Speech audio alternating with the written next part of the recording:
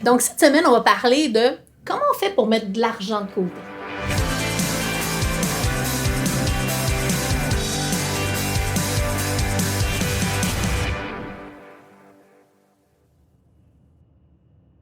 Cindy, as-tu des trucs pour faire en sorte que les gens accélèrent leur mise de côté ou leur économie? Ben tellement. C'est ce que je fais à tous les jours, en fait. Parle-nous-en! Ben en fait, je vais parler du début, un petit peu comment moi je fonctionne quand je fais ça. Maintenant, je ne prends plus d'étudiants seulement pour faire un plan de match comme ça. Pourquoi? Parce que souvent, ce qui arrive, c'est que quand on fait un beau petit bilan bien cute, bien la personne, la vie arrive, et ce qui arrive, c'est que son petit bilan bien cute pogne le bord, puis ses objectifs aussi. Fait que moi, C'est vieux pattern aussi. C'est vieux pattern aussi. C'est pour ça que moi, j'oblige en fait les gens qui veulent travailler avec moi à généralement prendre le programme. Pourquoi? Parce qu'on parle des croyances limitatives. Si on ne change pas ses habitudes et si on n'est pas prêt à travailler sur soi, parce que notre argent, en fait, l'argent, si on redonne à l'argent ce qu'il est réellement, c'est un outil, c'est un moyen d'échange. C'est pas de la liberté, c'est pas de la sécurité, c'est rien de ça. C'est un moyen d'échange. Fait que si on redonne à l'argent ça déjà à la base et qu'on change nos patterns, bien là, on se rend compte que dans le fond, tout part de nous. Il faut s'élever en tant que personne, notre niveau de conscience financier, pour être capable de parvenir à atteindre nos objectifs. Parce ce qui arrive, c'est que même si, admettons, tu ne changes pas tes habitudes, que tu réussis à économiser de l'argent, que tu le mets dessus, mais ça se peut fort probablement que ta maison, ça soit ta pire dette puis que ça devienne un cauchemar.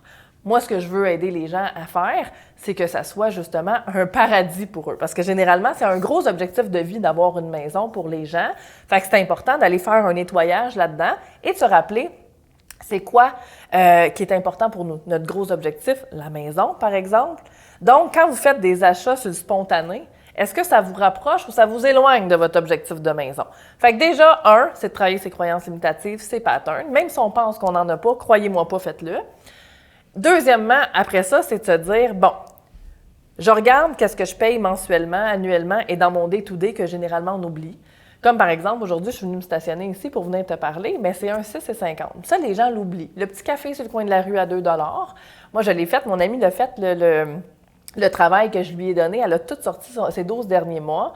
Et en restaurant, c'était 7 000 en vêtements, 6 000 par année. C'est des choses qu'elle paye juste in and out. Mais on s'entend-tu que c'est déjà 13 000 que c'est des postes qu'on peut diminuer. Donc, quand on connaît, premièrement, les gens ne connaissent pas c'est quoi leur rentrée d'argent et leur sortie d'argent.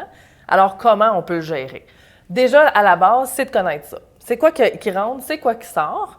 À partir de là, qu'est-ce que je peux diminuer? Au pire, on track. Pendant au moins 3 mois, on écrit toutes nos dépenses. Au bout de chaque semaine, OK, restaurant, il faudrait que je diminue, ça coûte trop cher. Au lieu d'aller chez la coiffeuse à tous les mois, je vais y aller aux 3 mois ou au mois et demi. Déjà là, on coupe. On ne veut pas faire une diète, hein? Parce que si on commence à couper partout, qu'on se restreint, à un moment donné, on va juste péter aux frettes. On fait juste diminuer. Fait qu'on se fait un petit plan de match où, on extensionne nos visites chez le coiffeur, on diminue les restaurants, on se fait plus de lunch, on se fait le café à la maison. Tout ça, on fait un ménage là-dedans. Ça, c'est la première des choses. Ensuite de ça, c'est d'avoir une balance. Souvent, les gens, ils ont une carte de crédit, peut-être pas encore de marge de crédit parce qu'ils n'ont pas encore d'hypothèque, mais ils ont une carte de crédit, ils ont un prêt personnel, ils ont ou 2 cartes de crédit. Et là, c'est de la folie, on veut payer. Au Québec, il ne faut pas avoir de dette, il ne faut pas avoir de dette, il ne faut pas avoir de dette. Fait qu'on focus les dettes et on oublie d'en mettre de côté. C'est d'avoir un plan de remboursement de dette pour commencer, parce que c'est important de payer son minimum tout le temps, et de ne pas mettre tout le temps, mettons, il y a des gens, carte de crédit 1, carte de crédit 2, on va mettre 200 là, 300 là, et là, finalement, en fin de mois, parce qu'on ne savait pas ce qu'on avait, maintenant on le sait parce qu'on a fait le tracking. Cette carte de crédit-là pour payer ça là, servicieux. C'est un servicieux, il y a beaucoup de servicieux en finance, mais déjà d'avoir un plan de match comme ça, financier, et de se payer en premier. Moi, ça, c'est vraiment comment j'ai fondé mon académie.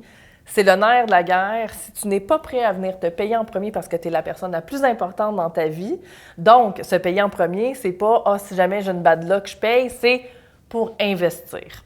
OK?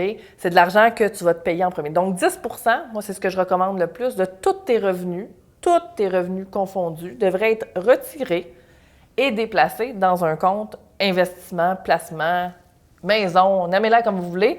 Maison, d'habitude, je ne le mets pas nécessairement là-dedans, mais ça peut être une belle façon de pouvoir économiser. Donc, 10 % tout le temps, Ça va vite. Et moi, ce que je dis aux gens qui me disent « je peux pas me le permettre », tu sais probablement même pas combien tu dépenses par mois. Tu le verras même pas passer, ce 10 %-là. Et au contraire, maintenant, ton focus sera plus juste sur tes dettes. Quand tu vas voir ce montant-là s'élever et que tu te rapproches de ton objectif, là, oh, pelaille! Moi, il y a plein de gens, quand c'est pour autre chose que pour une maison, pour investir, qui sont comme, hey, je veux pas l'utiliser, cet argent-là, c'est beau, mais là, hey, tu l'as, tu peux aller le donner à ta maison, ton objectif est rencontré. Et il y a une magie qui se crée. Hein? Quand tu prends connaissance de tes finances, que tu as baissé tes dettes, surtout que tu mets de l'épargne de côté, il y a vraiment quelque chose qui se passe. On dirait que tu as comme une ouverture, puis qu'il y a plein de choses de beau qui arrivent auprès de toi. Les gens rient de moi, mais tous mes étudiants font comme hey, c'est vrai, il y a comme une sorte de magie qui se crée. C'est tout à fait ça. Parce que notre focus n'est plus juste sur le mauvais, il est aussi sur le bon. En fait, c'est du mindset. C'est du mindset. Tout est une question de mindset, puis c'est vrai. Tu sais, souvent, les plus riches ont de la misère à arriver. Ça part de là. Ça part de là. Ouais. Tout part de là. Et c'est pour ça que c'est primordial pour moi on commence par ça quand on travaille les finances, parce que sinon, les habitudes reprennent le dessus. Quand on a un objectif par rapport à son économie, je reviens à la maison parce que, bon, moi, c'est ce que je fais dans ma vie, vendre des maisons. Mais si la personne veut se mettre des sous de côté pour s'acheter une maison, de l'argent de côté, pour s'acheter une maison, ou tout simplement de l'argent de côté pour changer de propriété, s'acheter une propriété plus grosse, bien, quand tu as un objectif X et que cet objectif-là, tu peux le visualiser, bien, de te restreindre un peu ailleurs. Quand tu as une raison, ça devient facile à faire. Oui. Puis de toute façon, on s'entend que c'est au départ temporaire. Ça risque de durer dans le temps parce qu'on va finir par y prendre goût de mettre de l'argent de côté. Je l'ai dit argent. Oui.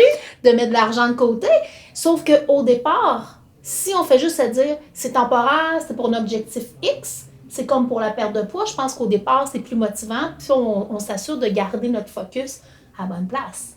Oui, absolument, mais c'est ça. Tu as tout dit. Fait que c'est vraiment ça, c'est la base, c'est le mindset. Puis ça prend un certain temps, il faut se laisser du temps, de l'adaptation. Mais une fois qu'on l'a mis en place, après ça, là, ça déboule tout seul.